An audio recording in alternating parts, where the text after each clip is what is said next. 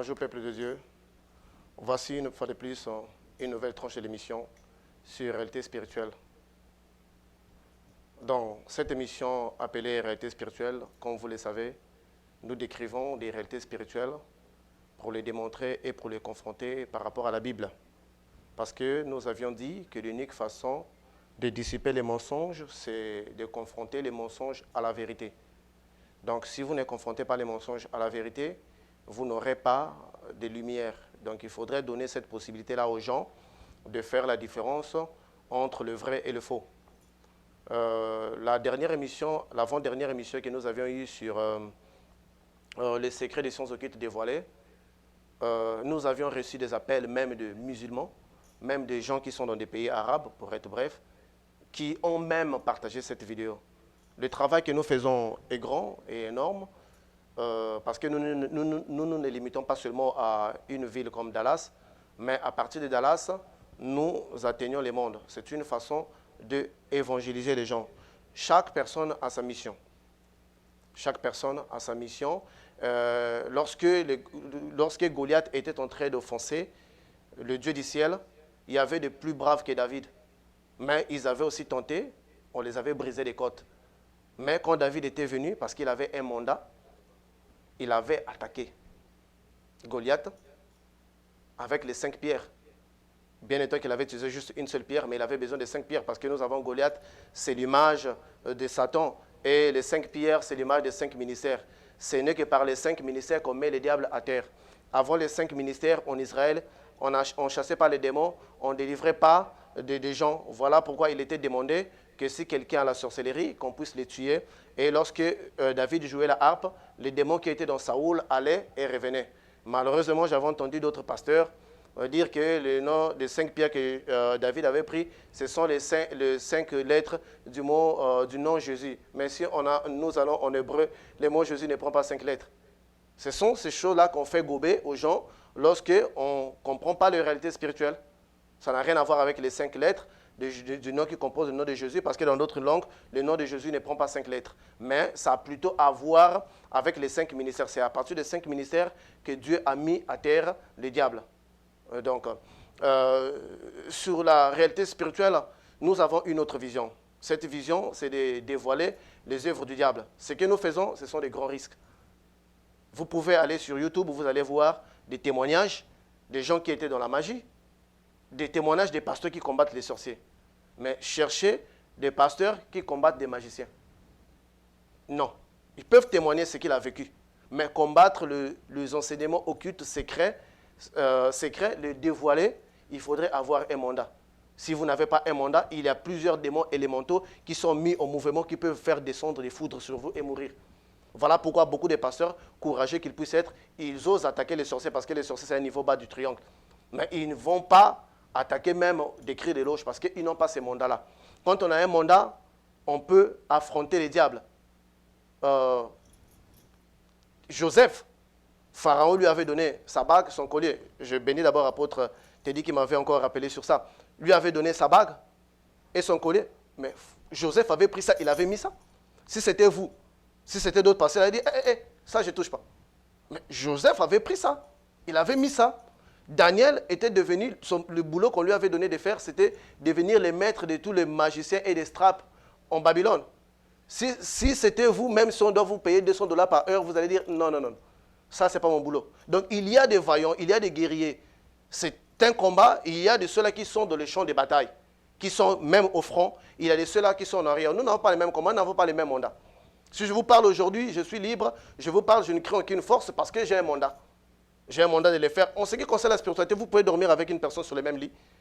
La nuit, il a eu une vision, il a eu un appel. Le lendemain, vous pouvez même être confondu. Vous avez dit que nous avons passé la nuit ensemble. Mais comment est-ce qu'il a eu l'appel? Vous pouvez même contester cela. Parce que Dieu, quand Dieu appelle, quand Dieu donne un message à une personne pour aller lancer, il n'y a pas de coup de fanfare pour dire que telle personne a eu un message. C'est lorsqu'il parlera, c'est en ce moment-là qu'on comprendra que cette personne a quelque chose.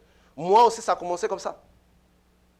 J'ai un grand témoignage à raconter, mais ce qui m'emmène aujourd'hui parfois à décrire des réalités spirituelles qui se trouvent dans la Bible, ce n'était pas comme ça, j'avais eu une vision. Dans une vision où c'était, je pense, bien à 15 heures, je dormais et j'ai directement vu, c'était comme une voile qui était ouvert et je voyais devant moi, il y avait comme un grand jardin vert. Les feuilles étaient très verts, il y avait de belles papillons, de beaux papillons, il y avait des insectes, il y avait... Mais ce qui m'avait admiré, c'était l'éclat de ces jardins-là. Alors j'étais en train de contempler ces spectacles-là, je ne comprenais pas d'abord ce qui s'est passé. J'étais en train de regarder là, j'étais encore dans mon pays, j'étais en train de regarder cette vision, j'admirais vraiment les jardins. Et donc, ce que j'avais constaté dans ces jardins, c'est comme si le soleil provenait du bas et donnait ses éclairages.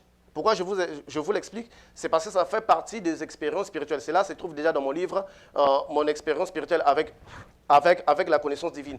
Ça se trouve dans mon livre que je publierai. Donc, le soleil, c'est comme si les rayons du soleil provenaient du bas et éclairaient du bas vers le haut. J'étais en train d'observer ce spectacle-là qui m'avait ébloui. J'essayais de comprendre. Alors, je n'avais même pas remarqué qu'à côté de moi, il y avait un arbre. Et sur cet arbre-là, il y avait des branches. Sur ces branches-là, il y avait des gouttes d'eau qui tombaient.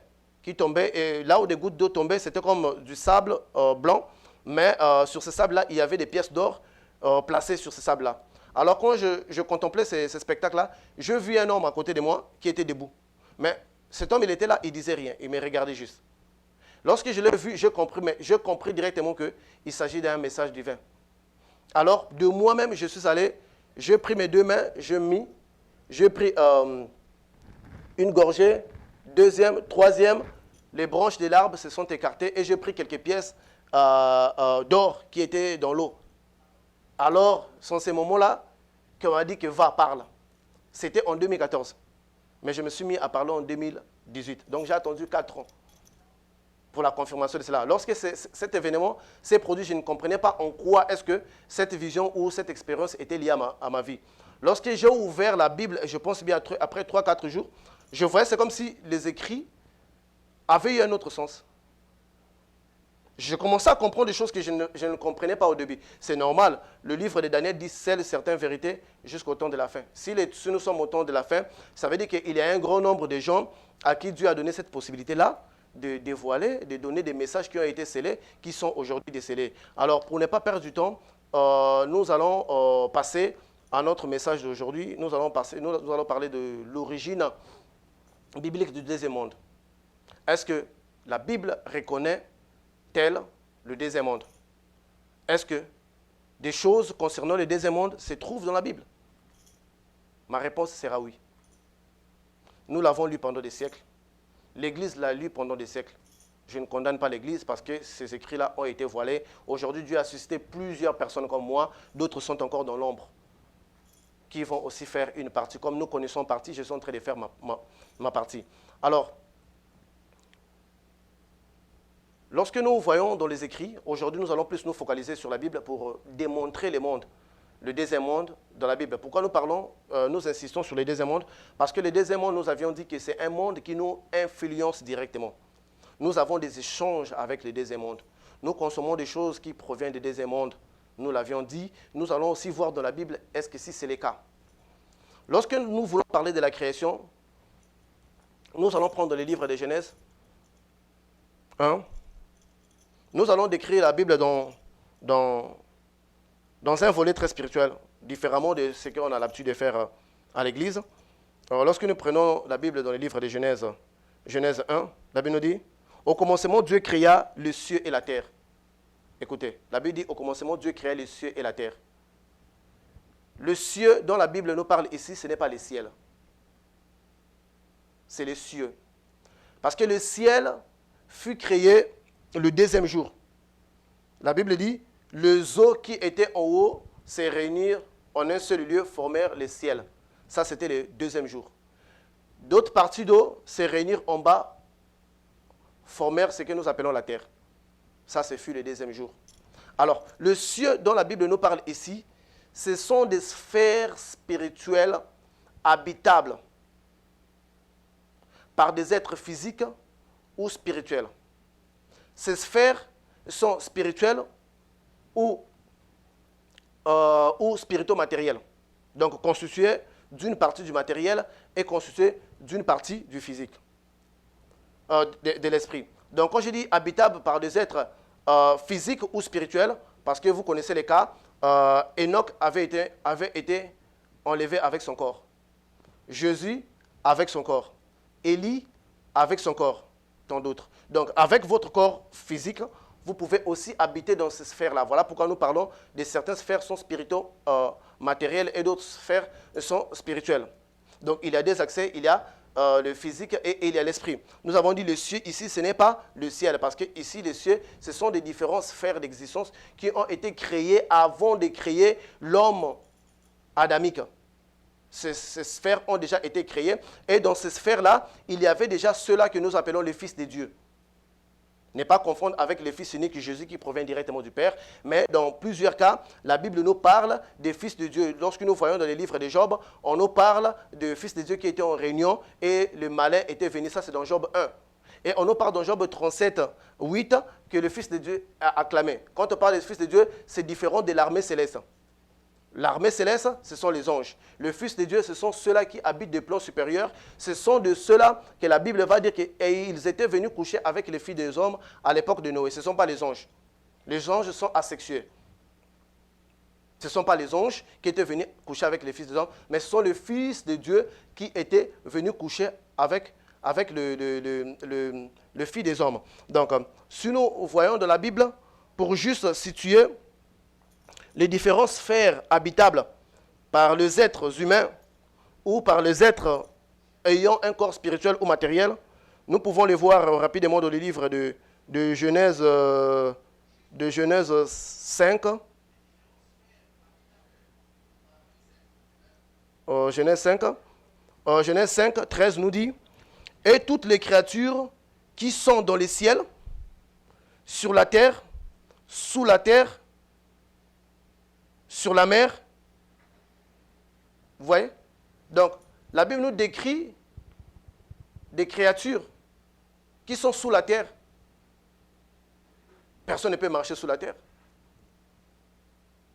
Il s'agit des mondes que nous allons expliquer. Les mondes terrestres aussi existent différemment du monde que nous avons ici. Il y a aussi les mondes terrestres et aussi les mondes des eaux. Donc, ces sphères-là, la Bible nous dit dans les cieux, sur la terre, personne ne fut trouvé digne. Personne. Sous la terre, personne ne fut trouvé digne pour ouvrir les livres. Donc, on parle de différents mondes. Ces mondes-là existent. Donc, le ciel dont nous parlons ici, ce sont des sphères spirituelles qui ont été créées avant même que Adam puisse arriver dans le jardin d'Éden. Alors, nous allons décrire une histoire qui nous montre les contacts de l'homme avec le deuxième monde. La Bible nous relate l'histoire de Adam et Ève qui avaient eu des enfants, Caïn et Abel. Et un jour, Caïn tua son frère Abel. Après avoir tué son frère Abel, la Bible nous dit que Dieu, ça nous pouvons le voir, c'est dans Genèse, c'est dans Genèse, ok, nous pouvons le trouver dans, ok, nous pouvons le trouver dans Genèse 4. La Bible nous dit, après que Caïn ait tué son frère Abel, Dieu lui parla.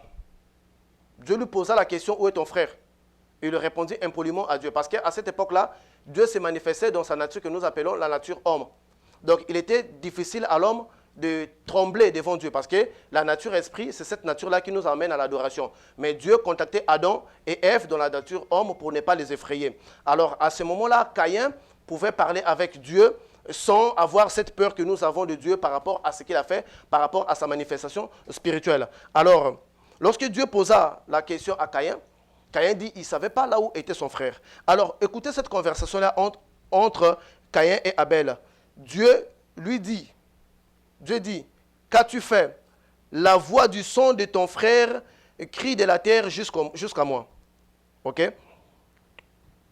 Maintenant, tu seras maudit de la terre qui a ouvert sa bouche pour recevoir de ta main le son de ton frère. Tu seras maudit de la terre. Quand tu cultiveras le sol, il ne te donnera plus sa richesse. Tu seras errant et vagabond sur la terre. C'est-à-dire que Caïn était cultivateur. Dieu lui dit, si tu cultives la terre, tu n'auras plus de fruits. Ça veut dire que Caïn ne pouvait plus vivre. Parce qu'il ne connaissait pas l'élevage. Alors, ici, Caïn répondit, voici, tu me chasses aujourd'hui de cette terre. De quelle terre Caïn parle-t-il? Si nous prenons la Torah, nous les traduisons directement en anglais. Parce qu'en français, il y a une confusion entre terre et terrain et propriété, comme la terre des familles, comme la propriété des familles. Vous allez faire une confusion. Mais si vous allez directement de la Torah, vous les traduisez en anglais. Ici, ce n'est pas dit land, qui est un territoire, un terrain. C'est dit earth. Donc la terre qui est le plan habitable. Donc ici, Caïn disait à Dieu, tu me chasses de la terre, donc tu me chasses de ce monde. Il ne parle pas du lieu où il habitait. Mais il dit, tu me chasses maintenant de cette terre. Je serai caché loin de ta face. Écoutez. Adam était dans le jardin d'Éden. Ève était dans le jardin d'Éden. Ils avaient quitté le jardin d'Éden pour se réfugier en dehors du jardin d'Éden. Ils n'avaient jamais utilisé cette phrase-là, je serai caché loin de ta face. Ici, déjà, nous voyons que Caïn parlait d'un autre monde. Parce que tout ce qui est ici est devant la face de l'Éternel. Alors, de quel monde il s'agit là où la face de l'Éternel n'y est pas? Si ce n'est pas le monde obscur. Si ce n'est pas le monde obscur, à cause des impuretés qui se passent, voilà pourquoi Dieu étant pur, il ne se focalise pas sur ce monde-là. Parce qu'il disait que tu me chasses loin de ta face. On ne peut pas être loin de la face de l'Éternel quand on est dans un endroit habitable. Caïn ici parlait d'un autre monde parce qu'ils avaient la connaissance de différents mondes qui avaient déjà été créés avant eux. Caïn dit, je serai errant et vagabond sur la surface de la terre. Nous connaissons que Caïn n'avait jamais été errant et vagabond. Parce que là où il était parti, il s'était marié, il était stable. Mais il disait, je serai vagabond sur la surface de la terre. Donc ici, Caïn s'est référé dans notre terre. Quand il viendra, il serait vagabond. Et quiconque me trouvera, me tuera. Ici, Caïn n'avait pas peur de son père. Il n'avait pas peur du vieux Adam. Mais il s'est référé de tous les êtres qui existent, qui pouvaient les tuer. Parce qu'il ne les connaissait pas. Son père, Adam les connaissait bien. Mais les autres êtres ne le connaissaient pas. L'Éternel lui dit, si quelqu'un tuait Caïn, Caïn serait vengé 7 fois. Il dit, si quelqu'un tuait Caïn, Caïn serait vengé 7 fois. Ici, l'Éternel ne parle pas si Adam tuait Caïn, parce que puisqu'il était resté le seul homme. Donc, on suppose que le monde avait maintenant 3 personnes. Adam, Ève et Caïn, puisque Abel était déjà mort. Mais il ne dit pas si Adam tuait Caïn. Caïn, ici, ne craignait pas les représailles de son père. Mais il craignait les représailles des autres personnes qui les trouveront. Alors, et l'Éternel, ça c'est dans 4,15, l'Éternel mit un signe sur Caïn pour que quiconque le trouverait ne le tuât point. Un signe c'est pour reconnaître. Adam n'avait pas besoin d'un signe pour reconnaître son fils Caïn. N'importe où il pouvait les trouver, il pouvait les reconnaître. Mais Dieu fit cela pour les autres créatures qui ne connaissaient pas Caïn. S'il les trouvait à cause du signe, puisque la nouvelle était répandue dans les différents mondes, dans différents plans d'existence.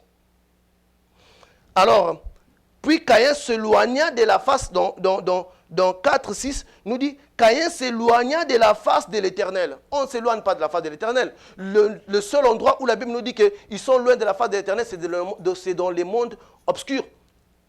C'est dans les mondes obscurs où les gens sont loin de la face de l'Éternel. Mais tout ce qui est sur la surface de la terre, Dieu a... Regarde cela. Et Caïn alla habiter dans la terre de Nod à l'orient de l'Éden. Caïn n'avait pas un véhicule. Nous allons faire l'analyse. Nous sommes en train de faire une analyse. Caïn n'avait pas un véhicule ou un avion pour parcourir 1000 km. Sachant du danger, du problème qu'il avait créé, il ne pouvait pas aller se réfugier dans le pays de Nod. Donc, juste à l'orient de l'Éden. À côté. Son père devrait le trouver. Mais on dit, il alla loin. On dit qu'à l'orient d'Éden, c'était loin de la face de l'Éternel. L'orient de l'Éden ne pouvait pas être loin de la face de l'Éternel. Parce qu'il y a 4 fleuves que l'Éternel avait créés par-ci, par-là. Donc, ici déjà, on nous parle du contact entre Caïn et l'autre monde. Nous allons les voir un peu. Lorsque Caïn arriva au pays de Nod, Caïn connut sa femme. Oh là là là. Stop. Stop. Le monde est supposé avoir 4 personnes. Adam, Ève, Caïn, Abel. Caïn tue son frère. Le monde reste avec 3 personnes. Caïn va au pays de Nod, il trouve une femme. D'où vient cette femme? Parce que dans les temps passés, si vous n'accomplissez pas le chiffre 8, qui vous donne qui vous relance dans un nouveau cycle, vous ne pouvez pas engendrer des filles. Parce que les filles étaient liées au chiffre 8 pour lancer un nouveau cycle. Voilà pourquoi Dieu était obligé de conserver 8 personnes dans les barques de Noé pour lancer un nouveau cycle. Nous pouvons les vérifier. Nous allons rapidement dans Genèse 5. On nous dit, le jour d'Adam, après la naissance, dans Genèse 5, 4, on nous dit les jours d'Adam, après la naissance de Seth, furent de 800 ans, il engendra des filles et des fils. Des fils et des filles. Donc, après 800 ans, donc après 8 siècles, il pouvait maintenant lancer un nouveau cycle. Parce que nous avons dit un nouveau cycle est toujours lié au chiffre 8. Même ceux-là qui font la spiritualité, ils savent, on appelle ça la roue d'Awagawan, qui relance un chiffre 8. Donc, si vous n'avez pas atteint 8 générations, parce qu'à l'époque, la génération était comptée à 100 ans. Donc, si vous n'avez pas atteint 8 générations, vous ne pouvez pas avoir des filles pour lancer un nouveau cycle. Nous allons les voir. On a dit qu'Adam, pour avoir des filles, c'était à l'âge de 800 ans. Donc, nous prenons le chiffre 8, donc 8 générations. Et puis, on nous dit, Seth vécut après la naissance d'Enoch, 800 ans, il engendra les fils et des filles. Donc, Seth aussi, le fils d'Adam, avait aussi attendu 8 générations pour lancer des fils et des filles. Nous prenons les fils de Seth, Enoch. Enoch vécut après la naissance de Kénan 815 ans et engendra des fils et des filles. Même Enoch aussi, les fils de Seth, devraient attendre aussi 800 ans, donc 8 cycles pour avoir des filles. Parce que les filles venaient après avoir totalisé le 8 cycles du joyau. Nous allons aller. Kénan, le fils de Noch, vécut après la naissance de Mahalalel 840 ans et engendra des fils. Même les fils de Kénan aussi avaient attendu 8 générations pour engendrer des filles. Nous allons aller. C'est un nom bizarre. Mahalalel vécut après la naissance de Jared 800 ans et engendra des filles et des fils. Nous voyons que tous ici attendaient 8 générations. Donc on ne pouvait pas avoir des filles avant 8 générations parce que c'est le chiffre 8 qui devrait vous introduire dans un nouveau cycle. Et puis nous voyons Jared vécut 800 ans, engendra des filles et des fils. Dans tout le monde, sauf le père d'Enoch, sauf Enoch. Parce que Enoch fit juste 3 siècles. À l'âge de 300 ans, il fut enlevé par Dieu parce que Enoch, c'était le symbole de Jésus-Christ, dans le chiffre 3. Puisqu'on avait dit que la conscience christique où le Christ travaille avec le chiffre 3. Donc il avait attendu après 300 ans, donc après 3 générations, Enoch fut enlevé parce que c'était la 7e. Donc Enoch était né à partir de la 7e réplique, donc de la 7e fois, et en ce moment-là que le cycle avait changé. Parce que quand on va expliquer les chiffres 7, les gens vont comprendre ce qui concerne les chiffres 7. Donc ici, nous voyons que Caïn n'avait pas attendu 800 ans afin de prendre sa sœur. Donc, au pays de Nod, où il était parti, il avait déjà trouvé une femme. Donc, ça veut dire que c'était déjà un autre peuple. Puisque nous avons dit la Torah, si nous le traduisons en anglais, ça dit earth. Ça dit pas terre, ça dit earth. C'est différent de l'Inde. Si nous prenons la Bible King James Bible, en anglais, nous allons voir c'est écrit earth, le monde. Ici, Caïn parlait du monde parce que c'était lui le père du contact avec l'autre monde. Puisque Jésus, plus tard, il dira dans Jean 8, il dira, votre père, le diable, fut meurtrier dès le commencement. Nous savons dans le commencement, il n'y a qu'un seul meurtrier. C'était Caïn. Nous allons revenir un peu sur Caïn. Caïn s'éloigna de la face de l'Éternel. Il prit, nous voyons ici, Caïn connut sa femme, conçut et enfanta Enoch. Il bâtit une ville et il donna à cette ville le nom de son fils. Mon frère, on ne peut pas bâtir une ville quand on est une famille de 3 personnes. Quand on est une famille de 3 personnes, on peut bâtir une maison, jamais une ville. Si l'on bâtit une ville, c'est parce qu'on est une population nombreuse. Une famille habite dans une maison et non dans une ville. Ici, on nous dit que Caïn bâtit une ville. Ici, nous voyons que Caïn avait déjà la technologie. Donc, Caïn avait déjà la technologie de construire. Cependant, Adam ne construisait même pas. Donc nous voyons que déjà dans ce monde où Caïn était parti, ils étaient déjà détenteurs de la technologie. Nous allons aller. Le fils de Caïn, prit 2 femmes. Le nom de l'une était Ada et le nom de l'autre était Tila. Donc nous voyons même le fait de prendre 2 femmes, cela déjà était des choses qui se faisaient dans les mondes où Caïn était parti. Quand j'avais dit la fois dernière que le deuxième monde influence notre monde en tout, qu'il y a déjà des échanges. Parce qu'ils avaient détenté, ils sont détenteurs de la technologie depuis longtemps. Parce que Caïn était allé là-bas, il s'est rendu compte qu'ici on pouvait construire des villes. Ada enfanta, ici nous parlons de la descendance de Caïn, Ada, donc qui est l'arrière-fils de Caïn, enfanta Jared, il fut le père de tous ceux qui habitent sous les tentes et près des troupeaux. Le nom de son frère était Jubal, il était le père de tous ceux-là qui jouent de la harpe et de chalumeau. Donc ici ils ont déjà la technologie, ils ont déjà la harpe, ils ont déjà des instruments de musique.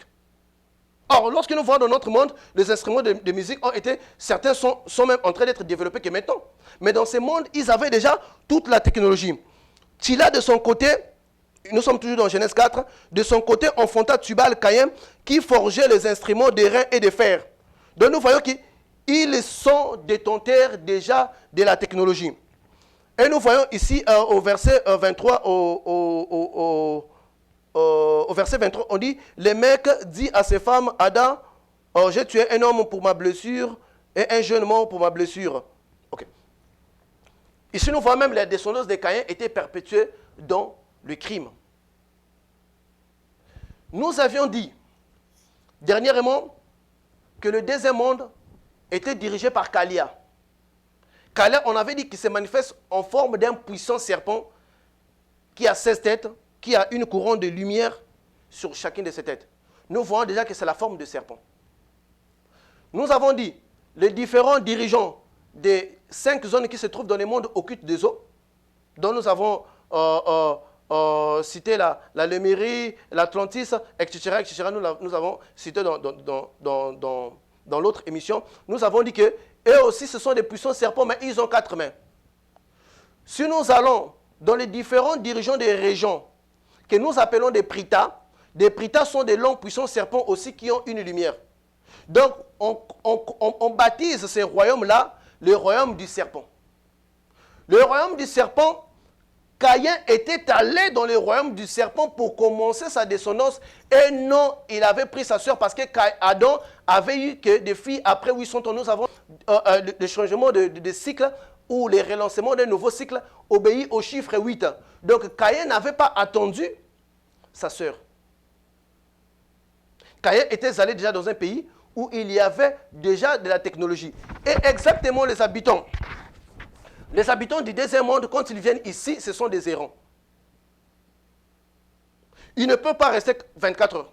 Parce qu'un esprit, lorsqu'il n'a pas un corps physique, s'il se matérialise, il a juste un délai de 24 heures.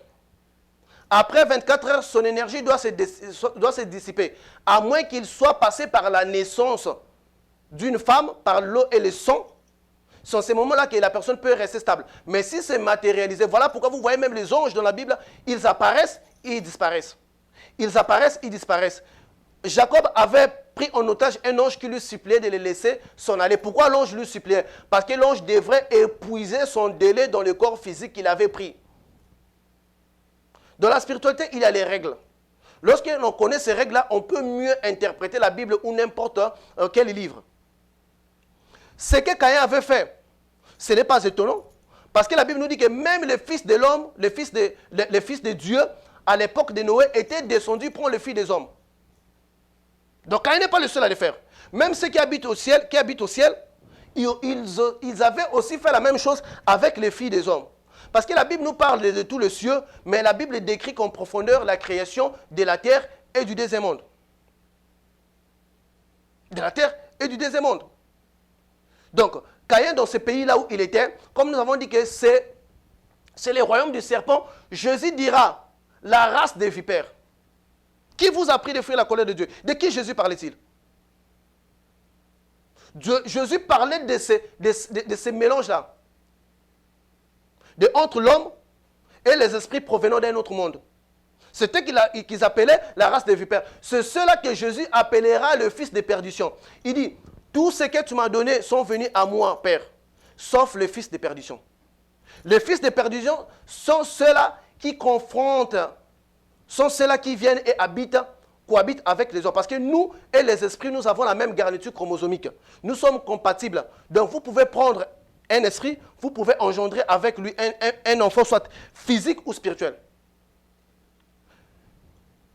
Et cet enfant-là peut grandir ici ou peut grandir dans un autre monde. Cela ne fait aucune différence.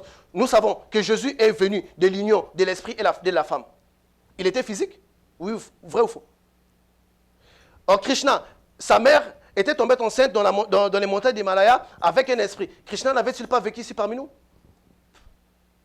Donc, l'union entre les esprits et les hommes, cela s'est fait et ça s'est fait depuis très longtemps. Pourquoi Dieu avait détruit ceux-là qui étaient venus s'accoupler avec les hommes à l'époque de Noé? Parce qu'ils habitaient ici et Dieu n'avait pas prévu une place pour eux dans ce monde où nous sommes.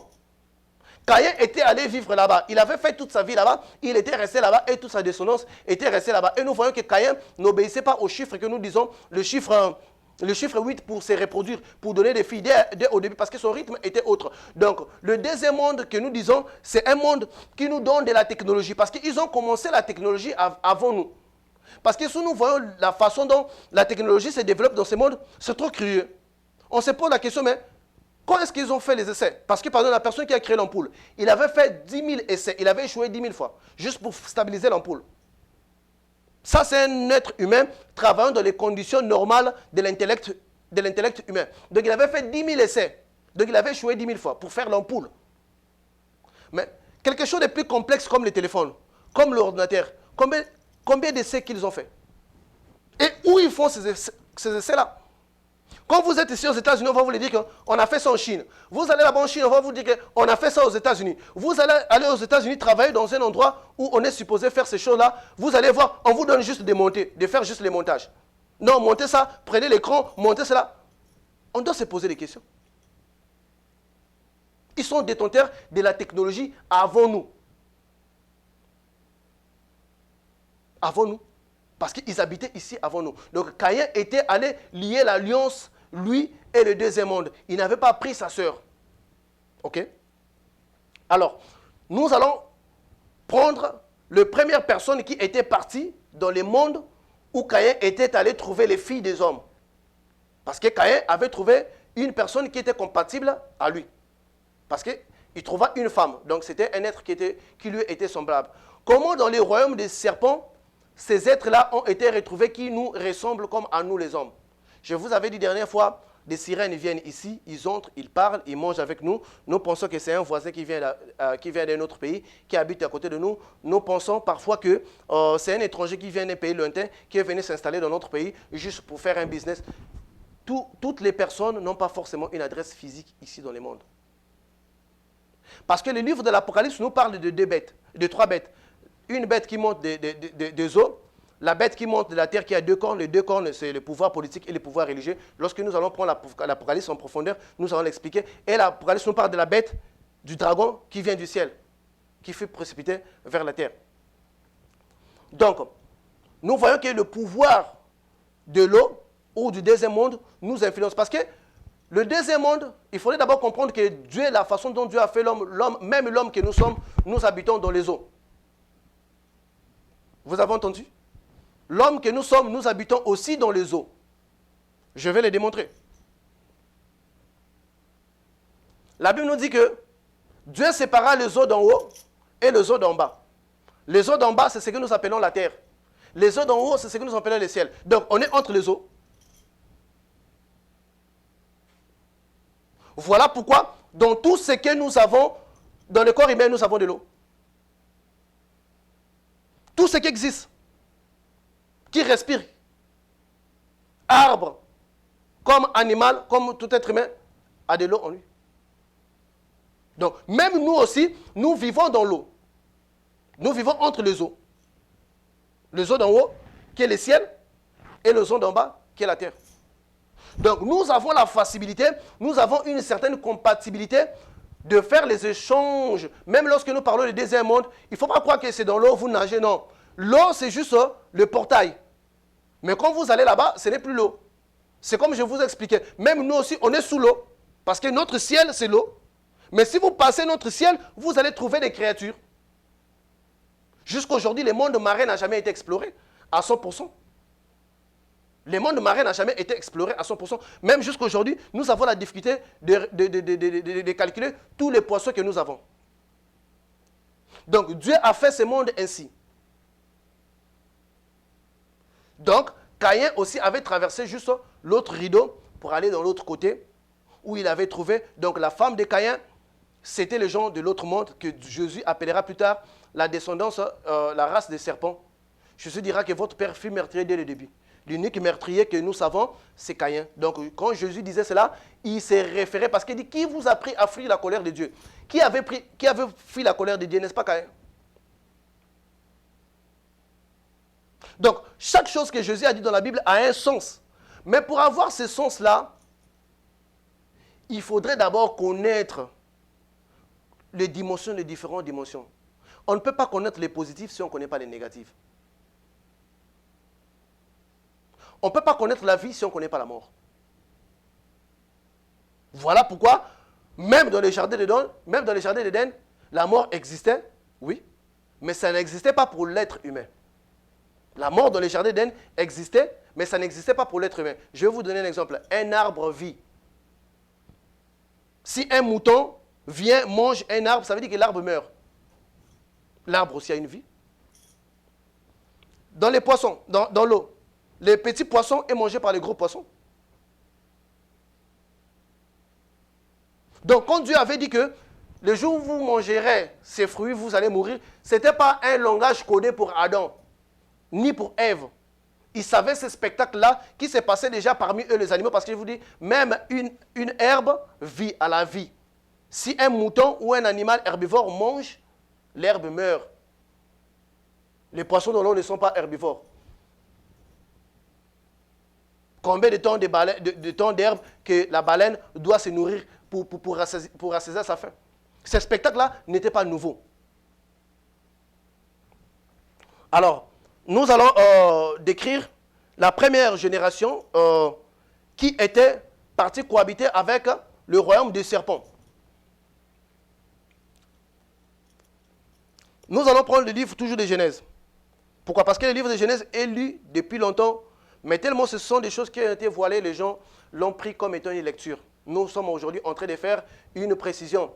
Parce que beaucoup ont été choqués de savoir qui était la femme de Caïn. La Bible nous montre si Abel était mort, alors les gens avaient cru que c'était le mensonge, mais il y a cohabitation. Depuis longtemps, cette cohabitation-là existe, ces échanges-là existent depuis longtemps, depuis la nuit des temps. Alors, nous allons prendre le livre, nous allons comparer le livre de Genèse 1 et le livre de Genèse 2. Dans le livre de Genèse 1, la Bible nous dit la terre était informe et vide, n'est-ce pas?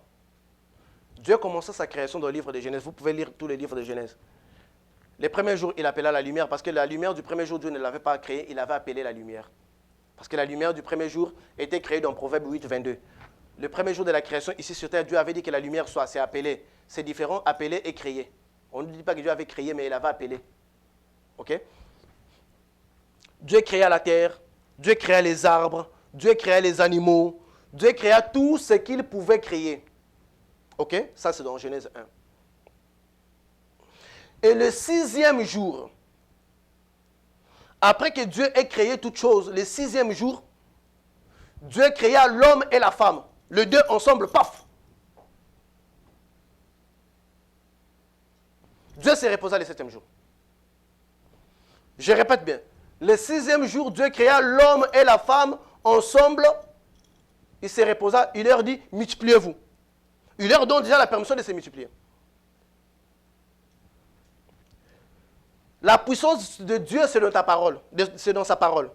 Lorsque Dieu dit multipliez-vous, ça veut dire que l'homme a commencé à se multiplier. L'homme connaissait déjà le processus de multiplication. Parce qu'on n'a pas enseigné aux animaux comment se multiplier. C'est à partir de cette parole-là déjà que les animaux ont commencé à se multiplier. Donc quand Dieu avait dit à Adam, non pas Adam, quand Dieu avait dit à cet homme-là et cette femme-là, multipliez-vous, ils comprenaient déjà ce qui s'est passé parce qu'ils pouvaient les voir aux alentours. Ça veut dire qu'on suppose qu'ils avaient commencé déjà à se multiplier dès qu'ils avaient reçu la parole de Dieu. Parce que la parole de Dieu est vie et la parole de Dieu c'est une puissance qui se réalise. Le 6e jour, il fut créé. Le 7e jour, Dieu se reposa de toute sa création. Il n'y avait pas un laps de temps. Il n'y avait pas un laps de temps. Nous allons lire quelque chose ici, encore dans Genèse 2, qui peut créer de la confusion, mais nous allons l'expliquer maintenant. Dans Genèse 2, au verset 4, on nous dit, « Voici les origines des cieux et de la terre quand ils furent créés. Lorsque l'Éternel Dieu fit une terre et des cieux, nous avons déjà expliqué qu'est-ce que les cieux, aucun arbuste de champ n'était encore sur la terre. Oh. Aucun arbre n'était encore sur la terre. Mais Genèse 1 nous dit que déjà il avait les arbres, il avait les animaux, il avait toutes choses. C'est ce que Genèse nous dit. Mais ici on nous dit qu'il n'y avait même pas un seul arbre encore n'était sur la terre. Et aucun arbre de champ ne germait encore. Il n'y avait même pas aussi d'herbe. C'est déjà une confusion par rapport à ce que nous avons lu dans Genèse 1. Ok? Car l'Éternel Dieu n'avait pas fait pleuvoir sur la terre, il n'y avait point d'homme pour cultiver les sols. On nous dit qu'il n'y avait point d'homme pour cultiver les sols. Donc le sol de cet endroit avait besoin d'un homme pour cultiver, afin que ça grandisse. Différemment, là-bas, l'homme était venu trouver tout sur la terre. Mais une vapeur s'éleva, ça c'est dans Genèse 2, vous pouvez lire tous les versets pour avoir plus de pression. Mais une vapeur s'éleva de la terre et arrosa toute la terre et la surface du sol. L'Éternel Dieu forma l'homme de la poussière de la terre. L'Éternel Dieu forma l'homme, un seul homme, de la poussière de la terre. Là, on nous dit que l'homme et la femme étaient projetés le 6e jour. Mais si Dieu ne fit qu'une seule personne, il souffla dans ses narines un souffle de vie et l'homme devint un être vivant. Ok? Cet homme devint un être vivant. Il était seul. Nous allons lire. Puis l'Éternel Dieu planta un jardin en Éden. L'Éternel a fait. L'Éternel a planté un jardin en Éden. Du côté de l'Orient. Ouais. Du côté de l'Orient. Où est-ce que Caïn était fouillé? Dans quelle direction était-il allé?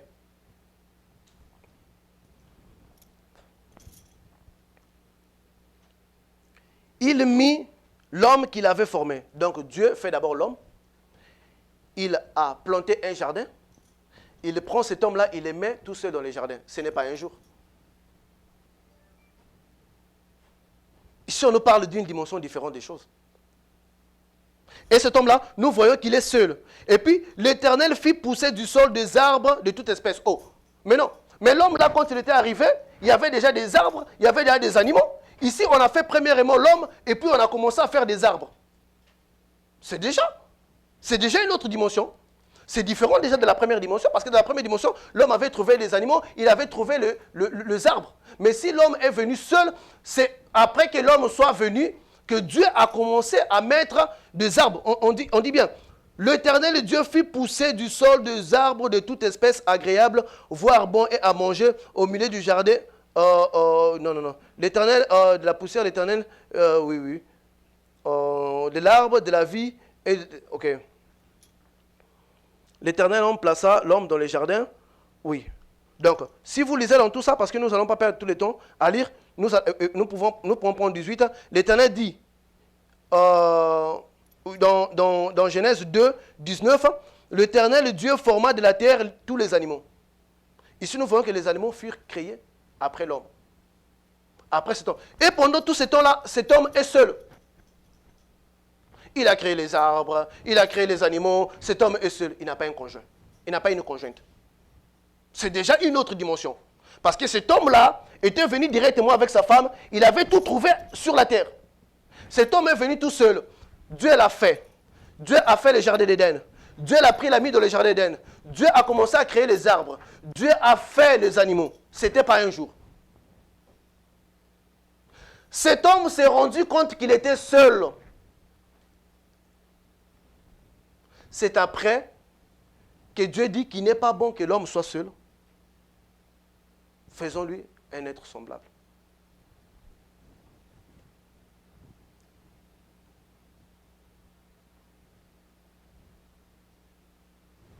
Il n'est pas bon que l'homme soit seul, faisons-lui un être semblable. Cet homme est resté tout seul. Cet homme se voyait tout seul. Et cet homme dit, voici l'os de mes os, la chair de ma chair. Voici maintenant, cette fois-ci. Parce qu'enfin, lui aussi, il eut une conjointe. Il était tout seul. Et toute chose, lisez-les attentivement. Prenez votre temps, lisez le verset 1 du livre de Genèse. Lisez bien le verset 2 du livre de Genèse. Voyez si les deux créations sont les mêmes. Non. Les deux créations ne sont pas les mêmes parce que cet homme est resté longtemps tout seul. Mais dans Genèse 1, on nous dit l'homme et la femme étaient créés le même jour. Donc ils étaient créés égaux. Cet homme est resté pendant longtemps. Dans les soucis. C'est à ce moment-là que Dieu les plongea dans un sommeil. Qu'il fit une femme pour lui. La question qu'on va se poser maintenant est, qui était le premier couple que Dieu avait créé? Et qui est le deuxième couple? Le deuxième couple, c'est cet homme-là que Dieu va appeler Adam. Pas le premier. Les premiers couples n'ont pas été nommés. Mais c'est le deuxième que Dieu va appeler Adam. Ce sont eux-là qui appartiennent au jardin d'Éden. Ce sont eux-là que Jésus était venu chercher. Jésus est venu chercher ceux qui proviennent de la descendance d'Adam. Parce qu'à partir d'Adam est venu Seth, la race des adorateurs, Enoch, Noé, Abraham, jusqu'à Jésus. Donc c'est cette race paradisiaque que Jésus a la responsabilité de ramener dans les jardins d'Éden. Ou que nous appellerons Nouvelle Jérusalem. C'est cette race-là que Jésus doit ramener. Voilà pourquoi il dit, tout ce que tu m'as donné sont venus à moi, sauf les fils de la perdition. La première race là dont Dieu avait créé, qui n'est pas nommée, dont l'homme et la femme étaient venus le même jour, le 6e jour. Parce que nous avons une race du 6e jour et nous avons une race du premier jour avant la création de toutes choses, animaux et arbres. Ça, c'était la création, dans Genèse 1, c'était la création du monde parallèle. C'était exactement vers ces personnes-là que Caïn était allé. Et nous avons dit que le deuxième monde influence notre monde à nous. Mais vous savez, il n'y a pas longtemps, il y avait eu la loi stipulant l'égalité entre l'homme et la femme. Je ne suis pas contre ça. Je suis ici aux États-Unis. Les choses sont comme ça. Mais d'où vient cette loi-là de l'égalité entre l'homme et la femme? Nous ne voyons pas que les deux gens qui ont été créés le même jour, le 6e jour, ils ont été créés égaux et projetés égaux. Ici, dans 2, la Bible nous dit que la femme fit prise des côtes de l'homme.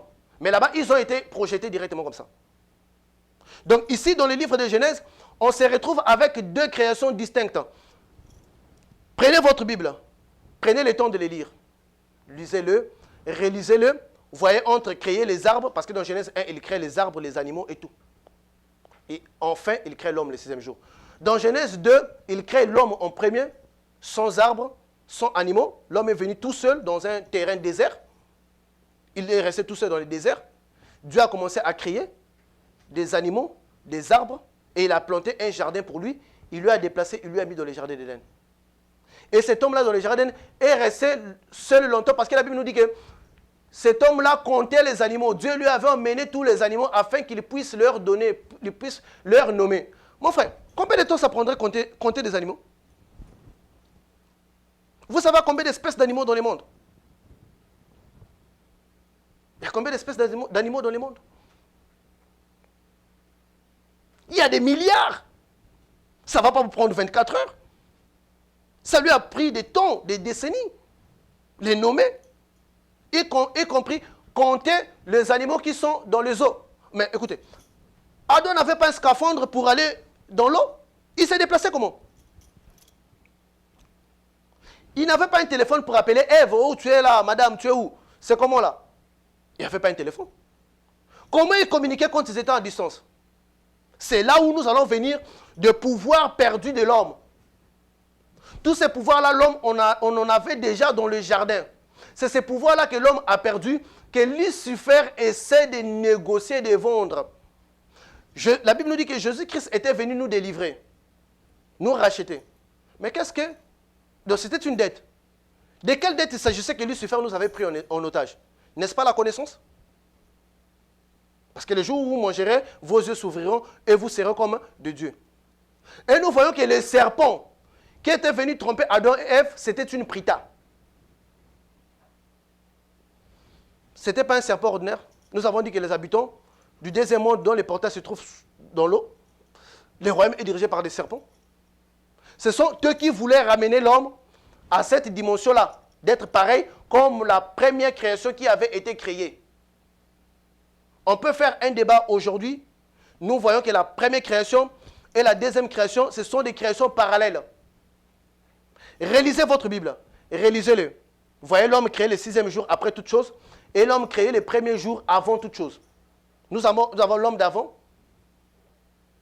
et l'homme d'après. C'est cet homme-là que Jésus-Christ est venu chercher pour les ramener dans les jardins. C'est la race d'Adam que Jésus-Christ. Voilà pourquoi lorsque vous voyez que Adam engendra un tel engendra un tel, jusqu'à arriver à Jésus. On nous parle de la race adamique. Adam est responsable de notre race que nous sommes. Mais il n'est pas la première création de Dieu. Dieu est tellement trop ancien que sa première création ne pouvait pas être Adam. Sa première création ne pouvait pas être Adam. Il est dans l'éternité. De l'homme adamique jusqu'à aujourd'hui. Mais ça ne fait pas 1 milliard d'années. Dans tout ce temps-là, Dieu dormait. Il ne créait pas. Mais alors, expliquez-nous pourquoi il y a plusieurs planètes qui sont inhabitées. Parce que nous allons donner la réponse ici là. Des différentes planètes, qu'est-ce qui était dans les différentes planètes? Et nous allons donner cette réponse. Nous allons aussi les prendre dans la Bible, nous allons la prier dans la Bible. La Bible nous parle de la création du planète Terre. Alors, Mars, Jupiter, Neptune. Qui habitait là? La Bible est complète parce qu'elle nous parle de cieux. Mais il ne nous décrit pas en profondeur la création des différents cieux. Il nous parle de la terre. À partir de la terre, la Bible nous parle avec précision parce que nous provenons de là. Donc, pour revenir dans le deuxième monde, comme nous étions en train de parler, le deuxième monde a la responsabilité de nous influencer parce qu'ils sont en avance par rapport à nous. Ils ont la technologie que nous possédons aujourd'hui. C'est eux qui nous donnent la technologie. Tous ceux qui vont dans les mondes occultes, si vous leur demandez, ils vont vous dire qu'avant qu'une chose sorte ici, moi je l'avais déjà vu là. Vous avez tous des témoignages, non? Donc avant qu'une voiture sorte ici, dans le deuxième monde, ça a déjà existé. Les gens l'ont déjà acheté. Les gens ont déjà utilisé cette chose-là. Ici, ça vient après. Ce sont eux le père de la technologie. Depuis la nuit des temps, nous échangeons des choses avec eux. Nous cohabitons avec eux. Lorsque nous ne connaissons pas leur origine, nous pouvons dire même que ce sont des extraterrestres. Non. Je dis bien, nous avons la même garniture chromosomique, donc on peut se reproduire. Nous sommes identiques, nous sommes pareils. Ils sont là au milieu de nous. Ils nous écoutent. Ils nous voient. Ce sont des secrets profonds de l'occulte, de l'occultisme. Je suis en train de les dévoiler ici. Vous croyez que si je n'ai pas un mandat, je peux le faire? Vous croyez vraiment? Ils ne savent pas envoyer des foudres. Chaque personne a son domaine. Laissez-moi avec mon domaine. Continuez avec les recevés. Dieu forge une personne pour une raison. Tout homme de Dieu a eu un passé. Et quand l'appel vient, ceux-là qui étaient avec eux ou avec lui vont se poser la question. Parce que j'ai dit, ce ne sont pas des coups de fanfare qu'on appelait un tel par là, non. C'est parfois pendant qu'il rêve, pendant qu'il dort, il a eu une vision. Toutes les choses ont changé dans sa vie. Il y a beaucoup de gens qui sont dans l'occultisme, qui entendent. Et qui veulent aussi me nuire pour empêcher ce secret-là, mais ils ne peuvent rien. J'ai un grand témoignage. J'ai des choses que j'ai vues. Nous allons dénoncer les diables. Nous allons dénoncer ces tactiques. Nous n'allons pas dormir. Parce que nous sommes au temps de la fin. L'Apocalypse nous parle des bêtes, la bête qui monte de l'eau pour venir nuire à la terre. Nous allons parler de cette bête-là dans la prochaine émission. Non, dans la prochaine émission, nous allons prendre le royaume des airs. Et puis, nous allons aussi expliquer cela par rapport à la Bible. Parce que la Bible, quand vous allez, vous verrez des principautés, des dominations. Alors, vous qui êtes là, qui me suivez, expliquez-moi c'est quoi les dominations et les principautés. La Bible dit c'est moi des principautés, des dominations, mais il ne nous décrit pas dans quel monde ils travaillent et c'est quoi leur relation par rapport et c'est quoi leur rôle. Donc, la Bible nous pousse à faire des recherches. À chaque moment de l'histoire, la parole de Dieu s'adapte par rapport aux besoins des êtres humains pour leur faire avancer à un niveau supérieur. Je ne vous dis pas que j'ai 100% raison, j'ai 50% raison, j'ai 1% raison. Je vous dis de revoir votre livre, votre Bible, de les relire 2 ou 3 fois, 4 fois avant de commenter. Voyez si la première création est la même création. Et voyez si la femme de Caïn était sa sœur. Et voyez si le serpent qui avait trompé Adam était un serpent ordinaire. Le but des réalités spirituelles, c'est ça. Faire lumière sur des choses qui ont mené des doutes dans la tête des gens. Beaucoup de gens ont dit que la Bible c'est du mensonge parce que la femme de Caïn, on ne les retrouve pas. On dit qu'il y a une partie qui manque. Oui, c'est la partie qui manque. C'est cela que Jésus appelle la race des vipères. Une race, c'est toute une lignée qui se perpétue. Et nous avons aussi la race des démons, qui sont l'union des fils de Dieu céleste. Donc ceux qui habitent le ciel, quand ils s'accouplent avec des êtres humains, on les appelle la race des démons. Voilà pourquoi Jésus dit que l'un d'entre vous est un démon. Il parlait de Judas. Donc Judas n'était pas un homme ordinaire. Ne pensez pas, monsieur, parce que vous êtes avec votre femme, c'est forcément vous qui fera qu'elle puisse tomber enceinte de vous. Vous pouvez être sur votre femme, mais elle tombe enceinte d'une autre entité. Mais c'était vous qui étiez là. Expliquez-moi le comportement de vos enfants, la prévenue. Expliquez-moi ça. On se pose la question, mais est-ce que ça vraiment c'est mon enfant? Comment je peux avoir un enfant monstrueux, un enfant que j'ai élevé dans le christianisme, qui devient un grand meurtrier à un niveau exagéré? Mais il y a des choses qui se passent quand l'homme s'accouple avec la femme. Il y a des démons qui viennent là. Pendant l'acte sexuel, pendant l'orgasme, il y a un vide mental, il y a un vide qui s'ouvre là, que nous allons expliquer. C'est un grand portail pour les démons. Un démon peut faire glisser sa sémence. Ces choses-là, les gens ne le savent pas. On doit l'expliquer. Voilà pourquoi la Bible nous dit qu'avant l'acte sexuel et après l'acte sexuel, il faut revenir sur la prière. Pourquoi la Bible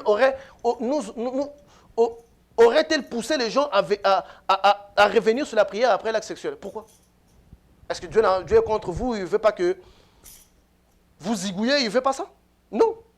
Mais il y a un portail qui s'ouvre. Nous, on est là pour expliquer ces différents portails-là. Ça, c'est ma spécialité. Je ne sais pas comment tenir des gros discours sur les recevés, je ne sais pas. Mais je vais vous parler, je vais confronter le monde spirituel et à notre réalité, donner une certaine vérité aux gens. 100% des gens ne me croiront pas. Mais ceux qui ont l'esprit ouvert, ils ont reçu leur part. Je vous remercie pour ce temps que vous nous avez accordé. Et je vous demande de faire très attention parce que nous venons de le démontrer que le deuxième monde, c'est le père de la technologie. Il nous envoie des choses. Beaucoup de choses qui sont créées ici sont créées pour se référer du deuxième monde. Je vais vous donner un exemple simple. Ok. Je vais vous montrer quelque chose.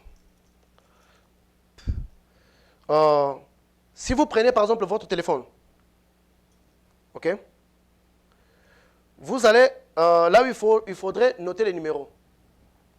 Vous verrez, il y a 1, 2, 3. 1 plus 2 plus 3 est égal à 6. N'est-ce pas? 4 plus 5 est égal à 9. 9 plus 6 est égal à 15. 1 plus 5 est égal à 6. Nous avons, en première colonne, nous avons 6. Deuxième colonne, 6. Nous prenons troisième colonne. 7 plus 8 est égal à 15. Plus 9. Si nous faisons l'addition, nous aurons ici 6, 6, 6, 6. Ça ne veut pas dire que nous ne l'utilisons pas. Mais c'est comme ce sont des choses qui proviennent de l'autre monde. Ils ont baptisé cela comme ça. Parce que ce sont eux qui nous ont donné la technologie. Est-ce que les scientifiques qui font ces téléphones-là ne peuvent pas aligner 1, 2, 3, 4, 5 jusqu'à 9 sur la même ligne? Pourquoi est-ce qu'un téléphone qui est fait en Chine doit respecter ces rythmes-là? 1, 2, 3, vous revenez en bas, 4, 5, 6. Même si c'est fait en Inde, même si c'est fait ici aux Amériques, pourquoi ça doit respecter ces colonnes-là? Ça doit être comme ça, des données 6, 6, 6. Parce que ce n'est pas notre technologie à nous. C'est à eux et nous devrons les baptiser comme eux ils le veulent. On va utiliser, moi-même j'utilise un téléphone. Tout le monde utilise un téléphone. Depuis la nuit de temps, nous cohabitons avec eux. Mais c'est juste que de savoir qui, toi, tu infiltres dans ton milieu. Qui, toi, tu prends comme ami. Certaines personnes que tu crois être des habitants d'ici là ne sont pas des vraies personnes. Je vous remercie. Nous nous verrons à la prochaine tranche. Que Dieu vous bénisse. Le Congo promo de Faté, Bolanda Congo promo pour Ezolo la vérité. Avec Congo promo, it's not the same. C'est pas pareil. Rafidendo. Check. Hugues la coiffe Ikote. Et enfin, je suis arrivé. Salon Hugues la coiffe Ikote. Non seulement c'est un salon de coiffure, mais aussi une machine de transformation des hommes et femmes. Regardez-moi comment je suis. Vilain. Mais attendez, 2 minutes. Bogart. Vous allez voir.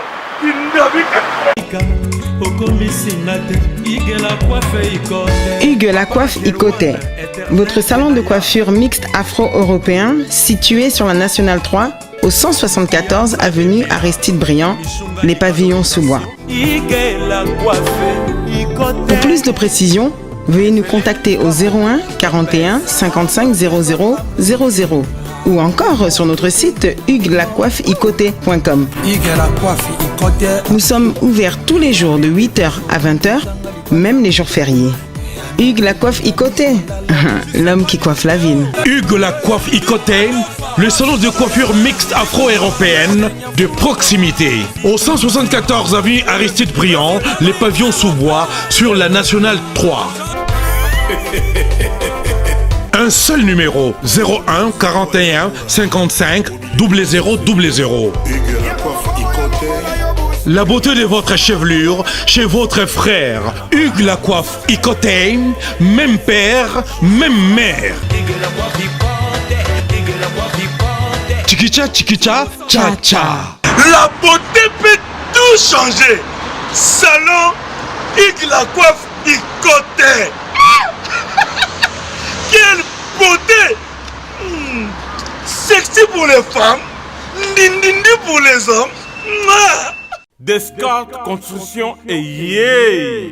Fini l'inquiétude pour la réalisation de vos constructions de rêves en RDC au prix imbattable.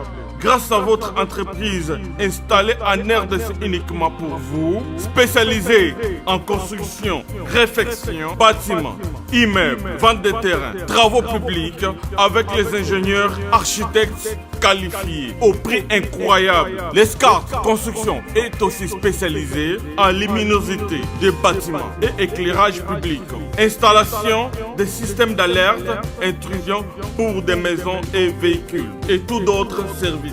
Nous acceptons aussi les paiements par tranche au prix incroyable. Pas d'hésitation, avec Descartes Construction. Vous serez jamais déçus. Pour tout contact, notre email est descartesconstruction@gmail.com. Notre numéro de contact, plus 447 93 92 82 813 et appelez-nous pour Kinshasa, plus 243 89 91 56 86 2. Descartes Construction, Atozana Mbongo Moké, Opération Tongana RDC. L'agence d'export et d'import, Michelou Atlantic Shipping. Et bana ya Canada, bana ya USA, Bomitungisa Lissousouté. Pour tous vos achats et ventes de voitures, pièces de rechange et les accessoires possibles. Na koti na ba koli na bino na Kinshasa, Bomitungisa Penzate. Please, bakoya koza koli tinandako. Pour tout contact, Benga Michel Lukadi. Plus 1 508 371 60 43 USA na Canada. Pour la Kinshasa, benga na plus 243 89 551 30 38. Meshulu Atlantic Shipping. Yaboye, Bazuwapi. Raf Ngindou, félicitations pour la promotion, c'est la rapport d'artiste. Que Dieu te bénisse. À connaît pas demander, il n'y a rien en face. Congo promo Raf Ngindou nde naninga mabete Congo promo Raf Ngindou aza mutu aza na mbongo boga aza na bakara danger donc a mutanzala te. En tout cas, félicitations, merci Sito et Oumela. Raf Ngindou, le présentateur la force créative Congo promo. Boroto, ça la force militaire na Congo promo. Et faites comme moi, allez voir Congo promo tv5.com. Donc au nom de Jésus-Christ, nous bénissons le Congo promo. Avec Raf Ngindou, Congo promo ne tombera jamais. Bigolo Congo promo nde. Ouais, balobi Raf Ngindou. Congo promo toujours, grande puissance. Camon. Congo promo qui torcos net na film. Congo promo babunda na nango. Raf Ngindou. Congo promo. Wata plus, wata na bi boss là. Igela Coiffe Ikote. Papa na Kerouan, éternel Kenaya. Espace de cérémonie chez Hugues la Coiffe Ikote. Un cadre spécial pour vos cérémonies conviviales. Pour vos retraits de deuil, matanga, fiançailles, baptême, anniversaire, au 174 avenue Aristide Briand, le pavillon sous-bois, dans le 9-3. Référence, Salon Hugues la Coiffe Ikote. Votre réservation au 01 41 55 0000.